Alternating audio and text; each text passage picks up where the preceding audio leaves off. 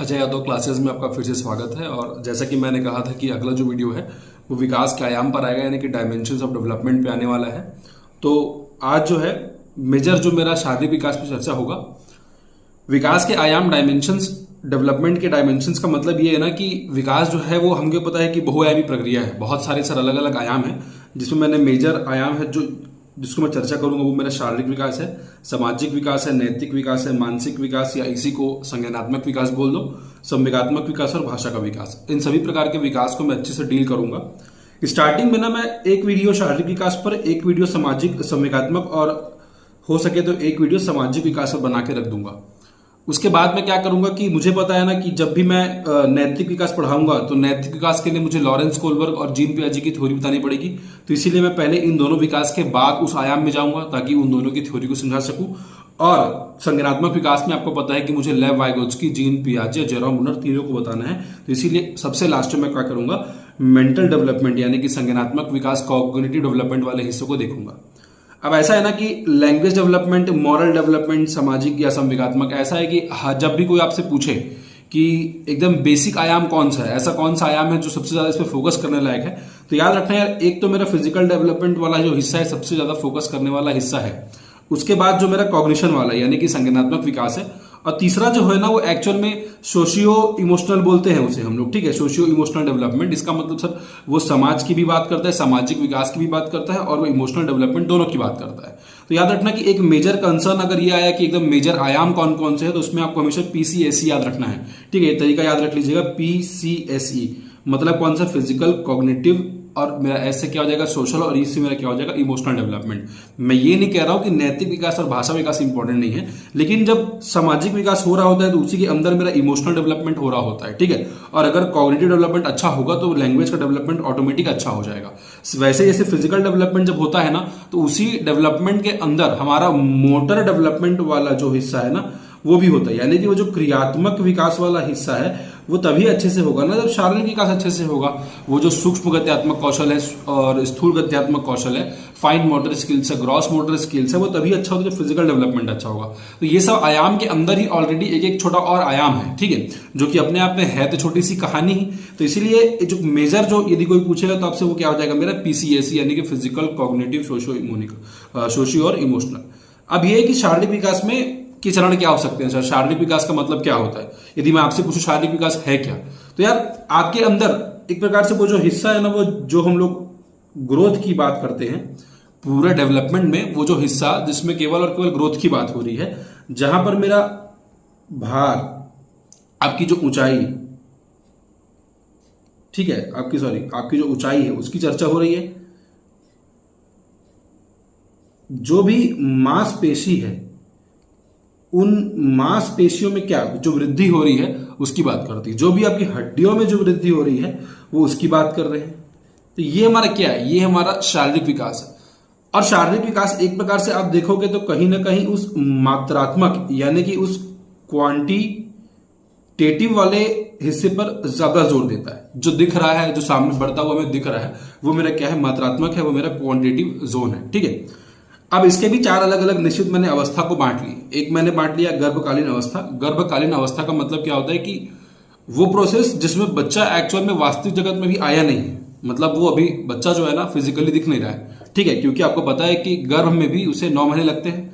तो लगभग इसको एग्जैक्टली तो 9 मंथ 10 डेज, मतलब ये एक प्रकार का, अगर कोई पूछेगा कि वो कितने दिन तक चलता है तो ये 9 मंथ 10 डेज का है। इसका मतलब ये नहीं है कि एग्जैक्टली यही दिन है, ये इसमें प्लस और माइनस होते रहता है, ठीक है, प्लस और माइनस होते रहता है। इसका मतलब क्या है ना कि एक कॉन्सेप्ट मुझे ये भी आता है कि सर अगर वो बच्चा 8 महीना 25 दिन में है तो भी वो स्वस्थ हो सकता है, और वो बच्चा 9 महीना 15 दिन में तो भी स्वस्थ हो सकता है। इसमें कोई वो नहीं है कि मैं अस्वस्थ हो गया बच्चा, ये कह रहा हूं, नहीं, उसमें भी स्वस्थ हो सकता है। बट यदि मुझे एक मोटा मोटी एक हिस्सा लेना होगा, एक टाइमिंग लेना होगा जहां पर वो लाई करता होगा, तो 9 मंथ 10 डेज है।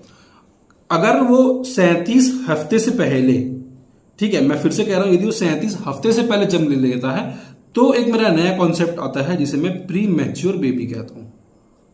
प्री मैच्योर बेबी का मतलब क्या होता है कि प्री मैच्योर बेबी का मतलब यार ऐसे बच्चे होते हैं जो सही से शारीरिक विकास को कर नहीं पाए। अब देखो शारीरिक विकास सही से नहीं हो पाता है तो क्या है कि शारीरिक विकास के अंदर ही स्नायु मंडल का विकास भी है, न्यूरल जितने भी हैं ब्रेन्स के हैं, तो हो सकता है ना कि यार उसके कॉग्निटिव डेवलपमेंट में आगे चलकर असर पड़ जाए अगर उसका शारीरिक विकास ठीक से ना हुआ हो। ठीक है, तो इसीलिए प्री मैच्योर बेबी के कॉन्सेप्ट आता है, इसमें 37 वीक्स के पहले जन्मे बच्चे को बोलता हूं।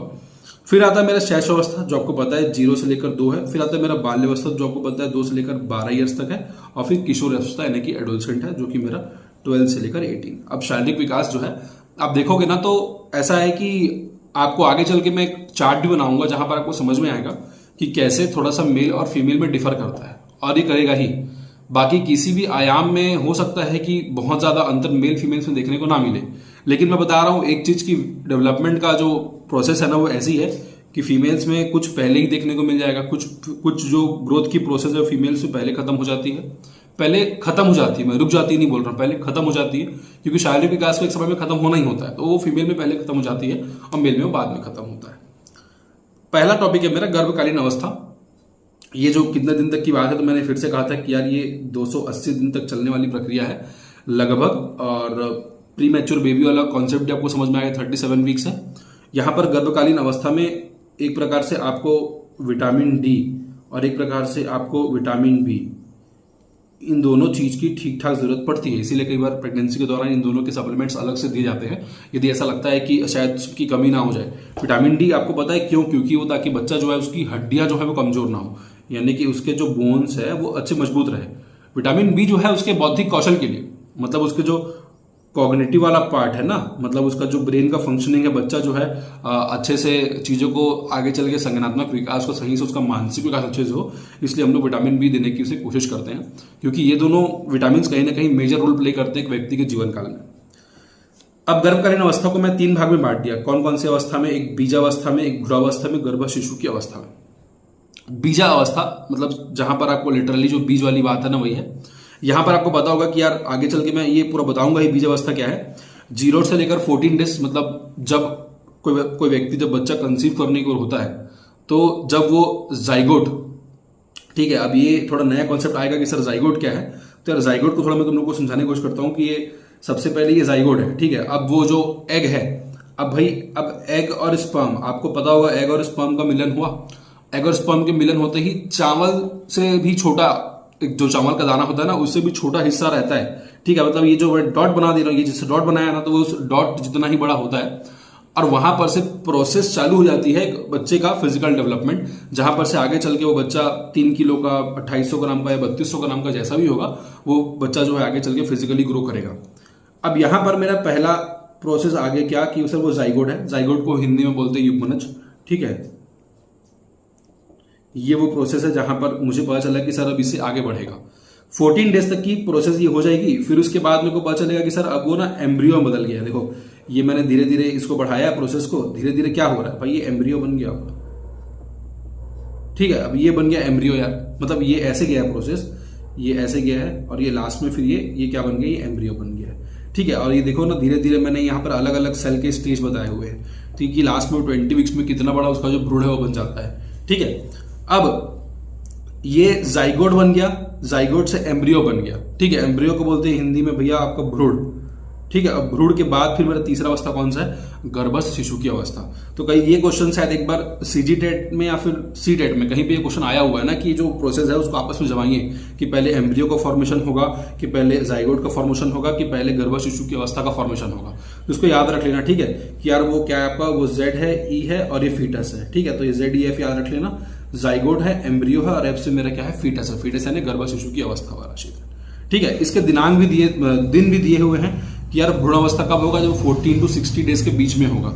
यार वो गर्भस्थ शिशु की अवस्था कब होगा, जब वो 60 to लेकर 270 डेज तक की बात कर रहा होगा, ठीक है। तो यहां पर ये मैंने पूरे उम्मीद कर रहा हूं कि ये चीज थोड़ा क्लियर हो गया होगा कि कैसे हो रहा है। इसको और डिटेल में जानने की आवश्यकता मेरे हिसाब से है नहीं, क्योंकि याद रखना कि बच्चे का जो मस्तिष्क का विकास है ना वो सबसे पहले हो रहा होगा इनमें, सबसे पहले। मतलब एक ऐसा प्रोसेस है ना कि देखो अगर उसका फिजिकल डेवलपमेंट हो रहा है तो फिजिकल डेवलपमेंट में ये याद रखना कि यार बच्चे का ना सबसे पहले डेवलपमेंट में उसका मस्तिष्क का होगा। मतलब मैं ये नहीं कर रहा हूँ पहले एकदम बड़ा सा उसका सर बन जाएगा, ये नहीं। मस्तिष्क का डेवलपमेंट मतलब उसके किसी पार्ट्स का डेवलपमेंट हो रहा होगा, और एक्चुअल सच कहूँ तो उसके स्पाइनल कॉर्ड का डेवलपमेंट होता है, ठीक है। स्पाइनल कॉर्ड का डेवलपमेंट होता है, स्पाइनल कॉर्ड से फिर धीरे धीरे क्या होता है ना, ऐसे मसल्स बनने लगते हैं। मसल्स बनने के बाद धीरे धीरे फिर आपस में सब मसल्स जुड़ के मुझे पता चलता है कि यहाँ पर हार्ट का फॉर्मेशन हो रहा है, ताकि ब्लड का जो फ्लो है वो बढ़ जाए। फिर हार्ट के जैसे ही हार्ट का डेवलपमेंट होगा उसके बाद ही फिर धीरे धीरे बोन्स के फॉर्मेशन देखोगे। देखो यहाँ पर बच्चे का ना जो पैर और हाथ है वो उतने अच्छे से डेवलप नहीं हुआ है लेकिन 4 वीक्स में, लेकिन 10 वीक्स में देखोगे तो हाथ हो गया है, पैर का ठीक से नहीं हो पाया। लेकिन जब वो 16 वीक्स का हुआ देखो हाथ भी अच्छे से निकल गया और मेरा क्या पैर भी अच्छे से निकल गया। और एट द एंड मुझे पता चला होगा कि सर इसका हर एक जो प्रोसेस है वो ठीक से हो रहा होगा। लेकिन इन सभी में देखो जो ब्रेन है ना वो कॉमन चल रहा है, मतलब वो पहले से ऑलरेडी क्या हो गया है, वो ठीक ठाक डेवलप जो है वो हो चुका है। तो मतलब इसीलिए याद रखना कि कई बार अगर ये याद ना आए कि फॉर्मेशन फिजिकल डेवलपमेंट कैसे हो रहा है तो सर से पैर की, और आपको मैंने बताया था कल के वीडियो में दिशा के सिद्धांत में, तो वे ऐसे ही काम करता है। ठीक है, उसके बाद आगे चलते कि यार शैशव अवस्था में बच्चों का शारीरिक विकास कैसे होता है। शैशव अवस्था यानी कि इन्फेंसी की बात कर रहा है, इन्फेंसी में तो बहुत छोटे बच्चे की बात कर रहा है। तो यहां पर ना देखना, तो मैंने क्या किया है कि शैशव अवस्था में शारीरिक विकास को यहां पर मैंने एक चार्ट दिया है आपको। देखो ये बेबी वेट चार्ट है, ये मतलब एसोसिएशन से आता है ना कि यार ये एक्चुअल मतलब इसके आसपास ही रहना चाहिए। तो देखो ये गर्ल्स का है और ये बॉयज का है। स्टार्टिंग में देखना जो मेरा ये वाला जो हिस्सा है यहाँ पर मेरा 2.5 से लेकर 4.3 केजी तक, 2.4 से लेकर 4.2 केजी तक। तो यहाँ पर देखो लड़के का थोड़ा ज्यादा ही दिखा रहा है, ठीक है, लड़कियों को थोड़ा कम दिखा रहा है। ठीक है, आगे चल के लेकिन देखना ये थोड़ा सा उल्टा हो जाएगा। वैसे ही मैं हाइट का भी एक मतलब एस्टिमेट ले आया बॉयज का कि वो लगभग ऐसे हो सकता है 29.5 इंचेस, 31 इंचेस। ये अप्रोक्सीमेट है ना, ये मतलब ऐसा नहीं है कि इतना ही बच्चा फिट होगा बाकी बच्चे फिट नहीं होंगे, ऐसा नहीं है, मतलब ये अप्रोक्सीमेट है। ये देखो यहाँ पर वजन में मैंने 3.2 केजी बनाया भी है। इसका मतलब वही है कि ना औसत यदि कोई पूछेगा कि भार कितना एक जन्म लिए बच्चे का औसत भार सही है, तो 2.82 लेकर 3.2 केजी तक एक बच्चा जो है वो औसत में, मतलब इतना जो वेट है ना वो ठीक है।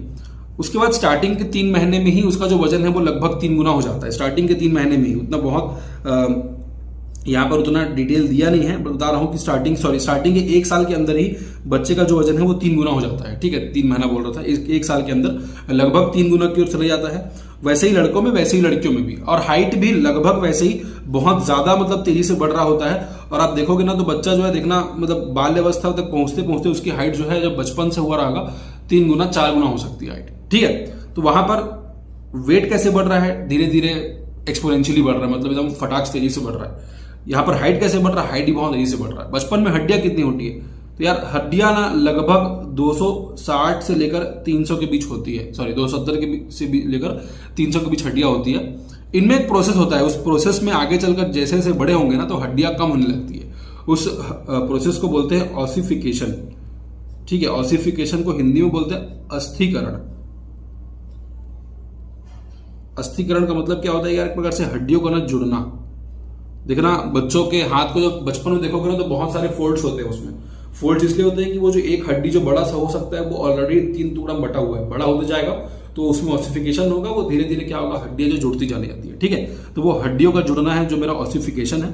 उसके बाद अगला मेरा ब्रेन। हाँ, अगर मस्तिष्क का मुझे भार देखना होगा यार तो मस्तिष्क का भार लगभग 350 ग्राम का होता है। शैशव अवस्था में 350 ग्राम का होता है। और धीरे धीरे बहुत ज्यादा आपको लग रहा होगा ना कि बहुत ज्यादा बढ़ने वाला, ऐसा नहीं है। आपको पता है मस्तिष्क का भार बहुत मतलब हाँ 1-1.25 किलो तक पहुंच जाएगा, जब तक कि अभी हम लोग हैं तो 1-1.25 किलो तक पहुंच जाएगा। बट स्टार्टिंग में 350 ग्राम आप सोचोगे तो बाकी बॉडी के हिसाब से ठीक ठाक वेट है, ठीक ठाक अमाउंट रहता है हमारे किसका, मस्तिष्क के भार का। फिर मेरा दांत का है। ठीक है, तो बचपन में आपको पता होगा शैशव अवस्था में दूध के दांत ही निकलेंगे। दूध के दांत जो है ना वो लगभग तक कितने देखने को मिलते हैं, तो दूध के दांत को पता है कि वो आपको मिलेंगे लगभग 5-6 साल तक। दूध के दांत जो है 5-6 साल के बाद टूटना चालू होता है ताकि स्थायी जाता है। तो दूध के दांत लगभग मेरे हिसाब से तो 20 कुछ आते हैं। ठीक है, 18 से 20 के बीच में दूध के दांत जो है वो बच्चों के आते हैं, जिससे वो बचपन में खाना पीना सीखते हैं। हाँ, हार्ट बीट याद रखना कि जब बच्चा जब छोटा होता है ना तो देखना वो बहुत उसका हार्ट बीट बहुत तेजी से काम कर रहा होता है, इसलिए भी क्योंकि बॉडी को बहुत जल्दी ब्लड फ्लो की जरूरत पड़ती है। तो बचपन में जो हार्ट बीट है वो 130 से लेकर 140 प्रति मिनट बार धड़कता है। ठीक है, बचपन में इन्फेंसी में। फिर धीरे धीरे बड़ा बच्चा होता जाएगा ना तो वो कम होता जाएगा। और एट द एंड आपको पता है किशोर अवस्था, प्रौढ़ अवस्था में वो 72 पर मिनट्स पे आना है। ठीक है, तो मैं ये जो फिजिकल डेवलपमेंट है, शारीरिक विकास है, उसका थोड़ा सा मैंने आयाम यहाँ पर बताने की कोशिश की और उम्मीद कर रहा हूँ आपको ये समझ में आया होगा। फिर है मेरा बाल्यावस्था में शारीरिक विकास। बाल्यावस्था मतलब ये धीरे धीरे जैसे बच्चा आगे बढ़ेगा तो उसमें फिर क्या क्या चेंजेस आने लगेंगे। अब यार इसको ना मतलब बहुत ज्यादा मैं एक्सप्लेन इसलिए नहीं करना चाह रहा हूँ क्योंकि ये बहुत कंसिडरेबल टॉपिक है कि बहुत इसमें से क्वेश्चन आएंगे नहीं, क्योंकि आता ही नहीं है। मेरा कई सालों का एक्सपीरियंस ये कहता है कि इसमें से बहुत फिजिकल डेवलपमेंट बाल्यावस्था और किशोर अवस्था में क्या है उससे क्वेश्चन नहीं आएंगे। वेट आपको पता है हेल्दी वेट है, हेरिडिटी पर और एनवायरमेंट पर डिपेंड करता है। मोस्टली जो वेट और हाइट है ना वो देखना वो मोस्टली हेरिडिटी पर डिपेंड करता है, यानी कि उसकी आनुवंशिकता पर निर्भर करती है। माता पिता जैसे रहेंगे ना वैसे ही उसका जो वेट है, हो सकता है कि बच्चा केवल और केवल 14 ईयर्स का हो और 70-75 kg का ही पहुंच जाए, क्योंकि आनुवंशिकता में उसे ऐसे गुण मिले होंगे। ठीक है, हाइट हो सकता है कि देखना जो लड़के होते हैं ना, कई बार ऐसा होता है कि 15 साल के लड़के होते हैं और उनकी हाइट जो है ठीक ठाक हो जाती है। कई बार ऐसा भी देखने को मिला कि 15 साल तक उनकी हाइट जो बहुत कम है, बट अचानक से 18-19 साल के बाद उनकी हाइट देख रहे कि यार 6 फीट का हो गया। हड्डियों की संख्या जो है वो याद रखना, वो 270 से कम होती जाएगी। ठीक है, 270 से कम होती जाएगी। ठीक है, कई किताब में लिखा है कि 270 से लेकर 350, और शायद मुझे भी ये डाउट था कि ऐसा कभी होता होगा, बट टू बी ऑनेस्ट ऐसा होता नहीं है। 270 से 300 से हड्डी जो है ना वो नीचे जाती है, ऊपर की ओर नहीं जाता है। ठीक है, वो कम की ओर ही रहेगा। 270 से फिर नीचे होते जाएगा, ये जो प्रोसेस है कम होते जाएगा। ठीक है, उसके बाद जो ब्रेन है, मस्तिष्क है, उसका जो भार है देखना, वो बाल्यावस्था में लगभग 500-600 ग्राम तक पहुंच जाएगा। हार्ट बीट जो है वो अब 100, अगर बच्चा मान लो 12 साल का है ना, तो वो 100-120 की ओर पहुंच चुका होगा, और जैसे जैसे और बड़ा होगा थोड़ा और कम होता जाएगा। दांत, अब यहां पर एक्चुअल में बच्चे के स्थायी दांत आने चालू हो जाएंगे। ठीक है, बाल्यावस्था में स्थायी दांत आएंगे। स्थायी दांत कितने आ सकते हैं? तो स्थायी दांत यार याद रखना 27 से 28 स्थायी दांत आएंगे। सर लेकिन दांत तो 32 होते हैं। दूध के दांत जो है वो 5 से 6 साल में गिरना चालू हो जाएंगे, ये टूटने लगेगा। ठीक है, ये टूटना लगा और वहां पर से मेरे स्थायी दांत आ गए। स्थायी दांत आए मतलब वो जो दांत अभी जो आपका है ना, वही वाला दांत स्थायी दांत है, वो आपका 27 से लेकर 28 आएगा। अब ये थोड़ा कंफ्यूजन हो गया कि सर हमने 32 दांत पढ़े हैं, सर आप 27 से लेकर 28 पे रोक दिया। यार 4 तो दांत किशोर अवस्था के रख दो, किशोर अवस्था में भी दांतों का विकास होने वाला है। ठीक है, अच्छा यहां पर मैंने ना एक टेबल बनाया हुआ है। इस टेबल को थोड़ा सा गौर करेंगे क्या, थोड़ा देखेंगे क्या? देखो इस टेबल को देखो, ये मतलब वेट है ना, ये बॉयज का वेट है, ये गर्ल्स का वेट है, गर्ल्स का वेट है, ये हाइट है और ये गर्ल्स का हाइट है। चलो स्टार्टिंग में वेट को लगभग हमने बराबर रखा, लड़कों में हाइट थोड़ा ज्यादा, लड़कियों में हाइट को थोड़ा कम रखा हमने। ठीक है, इसमें कोई दिक्कत नहीं है। 5 साल वाले डायरेक्ट उस पर आप स्लैब पे तो देखोगे तो हर साल ये जो है बढ़ रहा है, हर साल ये जो है बढ़ रहा है, ये तो बढ़ेगा, ये तो कम होगा नहीं। ठीक है, 5 साल में ये 18.7 है, ये 17.7 है। मतलब देखो जब स्टार्टिंग का जब 3 महीना वाला जब फेज था, तो उसमें अभी मैं वेट वाले पक्ष को ले रहा हूं। ठीक है, वजन वाले पक्ष को ले रहा हूं। ठीक है, तो ये बॉयज का ले लो और ये गर्ल्स का ले लो, लड़कों का ले लो, लड़की को ले लो। तो जब स्टार्टिंग का जब 3 महीना वाला फेज था तो लड़का आगे था और लड़की पीछे थी थोड़ा सा, लेकिन जब 5 साल वाला फेज आया तब अगेन लड़का आगे है, लड़की पीछे है। ठीक है, उसके बाद क्या हुआ, जब 8 साल वाला फेज है, 8 साल वाला फेज है तो क्या है कि यार लड़का ही आगे है और लड़की पीछे है। जैसे ही 9 साल आया 28.1, 28.5, 9 साल वाले फेज के बाद 9, 10, 11, आप देखोगे यहां पर क्या हो रहा है, तो यहां पर सर लड़कियों का जो वेट है ना वो ज्यादा दिखा रहा है सर। और सिर्फ वेट नहीं देखना, आगे चल के वेट नहीं। ठीक है, उसके बाद एक टाइम ऐसा भी आया है ना जहां हाइट देखो लड़कियों क्या है, ज्यादा है। ये देखो ये ज्यादा है ना हाइट जो है वो लड़कियों का। तो यार ये ऐसा क्यों हो रहा है कि यार यहां पर वो प्लस रह रहे थे, फिर यहां वो माइनस हो गया और यहां वो फिर प्लस हो गया, फिर माइनस फिर प्लस, फिर माइनस फिर प्लस। सेम वही मतलब हाइट में भी हो रहा है यहां पर। इसीलिए कई बार ये क्वेश्चन पूछा जाता है कि बाल्य अवस्था को शारीरिक विकास में स्थिरता की अवस्था बोलते हैं। तो याद रखना बाल्य अवस्था को शारीरिक विकास में स्थिरता की अवस्था भी मैं क्या करूंगा, बोलूंगा। ठीक है, लेकिन इसके आगे का चार्ट यदि बनाऊंगा ना मैं 12, 13, 14, 15 का, तो 15 तक में समझ में आता है कि लड़कियों का जो हाइट है ना वो रुक जाता है। 15-16 साल तक उनका जो मैक्सिमम डेवलपमेंट होना है वो हो चुका रहता है। फिर लड़कों का लेकिन 18-19 साल तक बढ़ता है, इसीलिए लड़कों का हाइट अगेन लास्ट में क्या होता है, ज्यादा जाता है। ठीक है, तो यहां पर से क्या समझ में आया कि सर जो लड़कियां होती है ना वो हर एक प्रकार के डेवलपमेंट में लड़कों से थोड़ी सी आगे रहती है। और ये चार्ट को बताने का मेरा मकसद यही था कि यार उनमें फिजिकल डेवलपमेंट जो है पहले हो जाता है। तो इसीलिए कई बार ऐसा देखने को मिलता है कि ना 7वीं, 8वीं और 9वीं क्लास में कई स्कूल की लड़कियां का हाइट ज्यादा होता है और लड़कों का हाइट कम होता है। सेम वही बच्चे लेकिन 10वीं, 11वीं और 12वीं में देखने को मिलेगा कि लड़कों का हाइट ज्यादा हो गया और लड़कियों की हाइट जो वापस कम हो गई। मतलब लड़कियों की हाइट उससे ज्यादा बढ़ी नहीं, लेकिन लड़कों की हाइट स्टिल बढ़ते रह गई। तो ये देखने को मिलता है। उसका कारण वही है कि यार वहां पर क्या होता है ना कि एक प्रोसेस है ठहराव का, शारीरिक विकास में स्थिरता का, इसी कारण ऐसा देखने को मिलता है। ठीक है, उसके बाद मेरा किशोर अवस्था में शारीरिक विकास। किशोर अवस्था में शारीरिक विकास बहुत इसमें कोई बहुत कठिन काम है नहीं। हाइट जो है उसकी जेनेटिकली जाएगी। जेनेटिकली मतलब क्या है कि सर लड़का है तो 5 फुट 5 इंच से लेकर 6 फुट तक हो सकता है, और लड़की है तो 5 फुट से लेकर 5.5 या 6 फुट तक जा सकता है। अब ये डिपेंड करता है अगेन उसकी हेरिडिटी, उसके डीएनए पर। वेट जो है मैं अगेन कह रहा हूं कि उसकी हेरिडिटी और डीएनए पर डिपेंड करता है। ठीक ठाक वेट वाला लड़का क्या हो सकता है 70-75 kg, 80 kg। ठीक ठाक वेट वाली लड़की हो सकती है 60-65 kg, वो जो भी ठीक हो। हड्डियों की संख्या अब वापस एक्चुअल मेल में जो हम मानते हैं 206। हार्ट बीट की संख्या क्या मानते हैं 72 पर मिनट हम लोग मानते हैं। दांत, आपको याद है मैंने 28 दांत पे रोक दिया था। 28 दांत पे इसलिए रोका था क्योंकि 4 अकल के दांत आते हैं।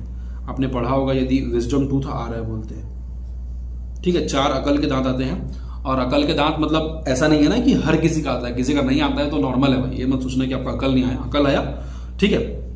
तो अकल का दांत भी एक कॉन्सेप्ट है किशोरावस्था में, और ये हाइट वेट और जो भी चीजें जानना था वो इतने में पर्याप्त है।